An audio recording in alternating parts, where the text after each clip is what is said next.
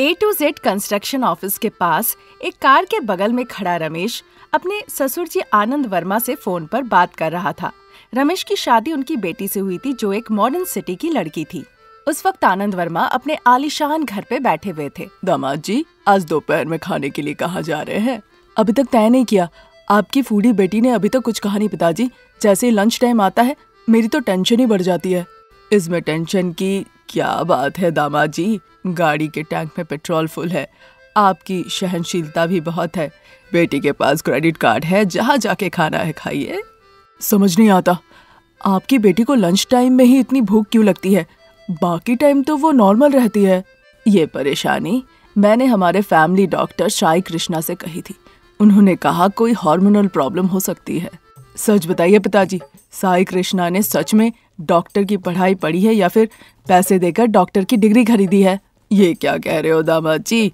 अगर साई कृष्णा को पता चला वो घसीट के ऑपरेशन थिएटर ले जाएंगे और चिकन के तरह छोटी छोटी टुकड़ों में काट देंगे। संभल के बोलो। छोड़िए पिताजी, उसके बारे में नहीं सोचना। अभी तो मुझे आपकी फूडी बेटी की लंच की चिंता सताई जा रही है। ऐसे मत बोलो दामाद जी, मेरी बेटी स्लिम होती जा रही है, मुझे उसकी चिंता सता रही है। क्या कह रहे हैं पिताजी? आपकी फूडी बेटी स्लिम हो रही है? ये तो अच्छा मजाक था। तुम मेरी बेटी अनामिका को जानते थे, मॉडर्न है, फूडी है। तुमने जानबूझ के ही उससे शादी की थी। कहाँ शादी की पिताजी? मैं तो ड्राइवर की नौकरी कर रहा था, आपने ही मुझे काम पे रखा था। फिर एक दिन आपकी बेटी ने कहा वो मुझे पसंद करती है, आप मंदिर ले जाके जबरदस्ती शादी करवा दिए। तब मुझे पता चला अनामिका। रमेश कुछ कहने ही वाला था कि आनंद वर्मा ने उसे बीच में ही टोक दिया। दामाद जी, आप बार बार उस बात को क्यों याद करते हैं बताइए? अब क्या कहो पिताजी, आपके लिए हो सकता वो उत्सव होगा, पर मेरे लिए दर्दनाक डरावनी वो एक घटना थी। मैं हूं ना, डर किस बात की? डर इस बात का है कि अनामिका लंच में जो खाना खाती है उसका बिल मैं कैसे भरूं? जब आपने उसकी शादी मुझसे करवाई थी तो मुझे पता था कि वो फूडी है। मैंने मना भी किया था, पर आपने जबरदस्ती उससे मेरी शादी करवा दी। इतना कह ही रहा था कि अनामिका एक मॉडर्न ड्रेस और हेयर स्टाइल में वहाँ आती है और गुस्से से रमेश की तरफ देखने लगती है। रमेश हाव भाव देखकर समझ जाता है। पिताजी, अनामिका आ गई है, मैं बाद में बात करता हूँ। रमेश फोन रख देता है। उधर घर बैठे आनंद वर्मा बेचारे दामाद जी, जरूर मेरी बेटी जबरदस्ती कर रही होगी, मन ही मन सोचते हैं। उधर अनामिका रमेश को रेस्टोरेंट में बैठाती है और उसके सामने व्यंजनों की एक भव्य थाली रखती है। रमेश हैरान होकर देखने लगता है। खाइए। इतना सब कुछ कैसे खाऊं अनामिका? थोड़ा कम करो। जैसे जैसे खाओगे खाना कम हो जाएगा। चलो शुरू करो। बाप रे अनामिका, मुझसे नहीं होगा। ऐसे नहीं खा पाएंगे, चलिए मैं खिला देती हूँ। इतना कहकर अनामिका रमेश के मुंह में खाना ठूसने लगती है। रमेश का पेट ऐसा दिखने लगता है जैसे किसी सांप ने मेढक निगल लिया हो। खाते खाते उसका पेट गुब्बारे की तरह फूल जाता है। फिर छटपटाते हुए रमेश, मैं हाथ जोड़ता हूँ अनामिका, मुझसे अब नहीं होगा, मुझे अस्पताल ले चलो। हे भगवान, मेरे पेट में बहुत दर्द हो रहा है, रमेश ने कहारते हुए कहा। तभी आनंद वर्मा अपनी कल्पनाओं से बाहर निकलते हैं और जोर जोर से हंसने लगते हैं। अचानक डोरबेल बजती है। आनंद वर्मा दरवाजा खोलते हैं। रमेश के माता पिता शारदा और प्रसाद दरवाजे पे खड़े थे। अरे समधी जी, समधन जी, आप लोग आइए आइए, अंदर आइए। बड़े ही सम्मान के साथ उन्हें घर के अंदर ले आते हैं। वो भी अंदर आते हैं। समधन जी बैठिए, ऐसी खड़ी क्यों है? भाई साहब, बेटा बहू घर पे नहीं है, वो दोनों घर पे नहीं है, ऑफिस गए हैं। मैंने कहा था शारदा, बेटे को फोन करके चलो। अब देखो, बेटा बहू दोनों ऑफिस में है। भाई साहब ने जब कहा ऑफिस में है, चलिए वहीं मिल लेते हैं, मिल के गाँव लौट जाएंगे। ये सुनते ही मानो कि आनंद वर्मा को करंट जैसा लगता है और मन ही मन सोचते हैं, हे भगवान, अगर शारदा वहाँ पे पहुँच गई तो वहाँ बेटा बहू नहीं मिलेंगे। अगर पता चल गया कि वो लोग लंच के लिए बाहर गए और वहाँ पहुँच गई और देख ली कि उसकी बहू कितनी फूडी है, फिर तो बहन जी को कुछ हो जाएगा। अब मैं क्या करूँ? उधर अनामिका कार के पास खड़ी रमेश को देख रही होती है। रमेश उलझनों में कहने लगता है, लंच टाइम है ना, इसीलिए मैं तुम्हारे पिताजी से ही फोन पे बात कर रहा था। मुझे भूख लगी है राम, तुम कार लेके चलोगे या पैदल ही चली जाऊं? अब तुम इतनी बड़ी कार की मालकिन हो अनामिका, ऐसे कैसे तुम पैदल जाओगी? हाँ, तब से तुम खड़े होके यहाँ बस बातें किए जा रहे हो, गाड़ी नहीं चला रहे हो। मुझे बहुत भूख लगी है राम। सॉरी अनामिका, गाड़ी में बैठो। रमेश जाके कार के ड्राइवर सीट पे बैठता है। अनामिका पीछे बैठ जाती है। कहाँ चले अनामिका? राम, तुम्हें तो पता है कि मैं लंच टाइम में लंच करती हूँ। ठीक है अनामिका। इतना कहकर रमेश गाड़ी लेकर आगे बढ़ता है।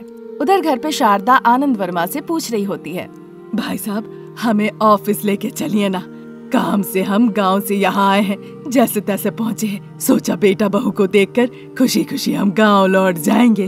अरे बहन जी बस इतना? हाँ भाई साहब, हमें कृपया ले चलिए।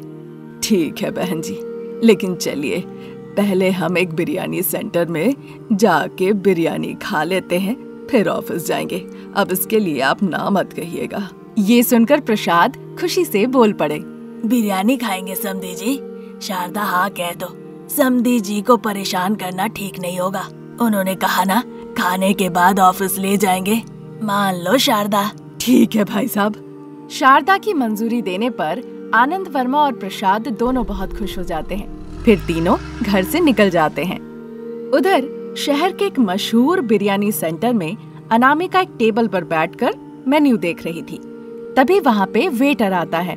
बोलिए मैडम, क्या लेंगी आप? मेरे ड्राइवर पति बताएंगे आपको, जब वो आएंगे तब पूछ लेना। Sure madam. वेटर वहीं पे खड़ा रहा। मेन्यू को देखते हुए और पास से आ रही स्वादिष्ट बिरयानी की खुशबू से अनामिका की भूख और बढ़ जाती है।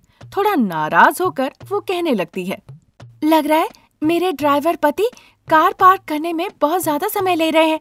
उन्होंने कहा था रेस्टोरेंट के पास ही पार्किंग है, लेकिन 10 मिनट हो गए अभी तक आए नहीं। सच में ये रवैया उनका मुझे बिल्कुल अच्छा नहीं लगा। तभी रमेश वहाँ पे आता है। उसके साथ बिरयानी सेंटर का मैनेजर भी था। क्या यही वो फूडी लेडी है जिनके बारे में आपने कहा था? ये सुनकर अनामिका गुस्से से देखने लगी और दांत किटकिटाने लगी। रमेश डर के मारे तुरंत मैनेजर को रोक दिया।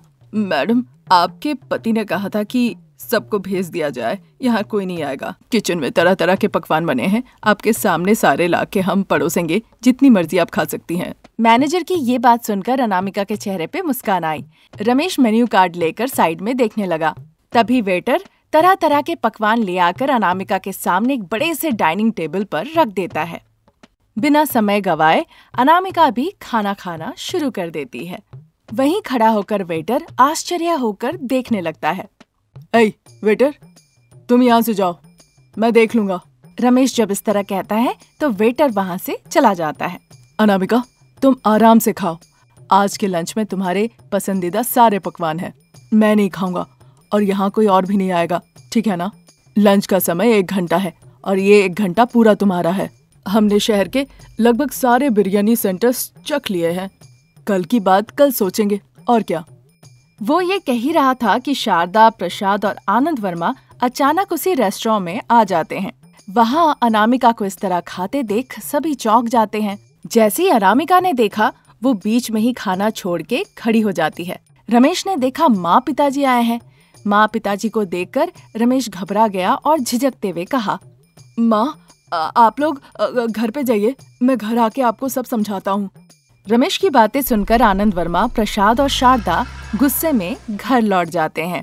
इधर अनामिका लंच टाइम ओवर होने तक पेट भर के खाती है, फिर मुस्कुराते हुए कहती है, राम, आज के लिए मैं पेट भर के खाना खा ली हूँ। अब कल की बात कल सोचेंगे, चलो। ठीक है अनामिका। इतना कहकर मैनेजर को बिल देता है और फिर गाड़ी में बैठाकर अनामिका को ले जाता है। उधर घर पहुंचकर आनंद वर्मा ने अनामिका की दोपहर की खाने की आदत के बारे में शारदा और प्रसाद को विस्तार से समझाते हैं। शुरुआत में शारदा और प्रसाद को कुछ समझ में नहीं आया, बाद में उन्होंने भी स्वीकार लिया। आनंद वर्मा के अच्छे से समझाने पर शारदा और प्रसाद अनामिका को अपनी बहू के रूप में मान लिया और इस तरह लंच टाइम की भूखी बहू की जिंदगी आराम से चलने लगी।